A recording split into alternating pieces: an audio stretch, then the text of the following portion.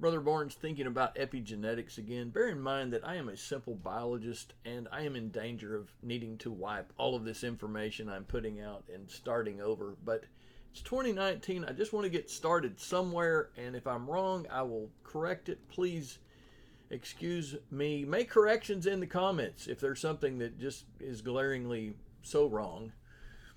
What we know is that DNA is wrapped around histone proteins, and together these proteins, each individual unit is called a nucleosome.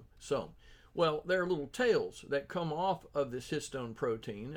It's an octamer, that's why I put 8. There's really not a number 8 in the middle of your DNA. There is not. I just was trying to figure out a way to draw this.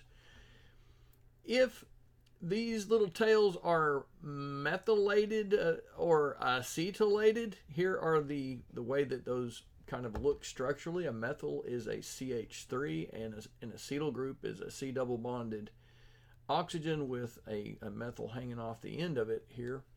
If these histone tails are modified with these agents, and these can be gained from even something as simple as what you eat.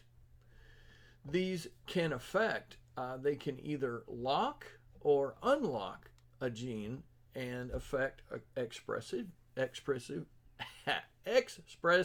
of the gene. So that's my true and false question. Thumbs up for true, thumbs down for false. Methylation and acetylation tags on histone tails can affect expressivity of a gene. Is that true or false? I will put some links below the video to give you some clues, some things for you to study, just like me. Let's be scientists together.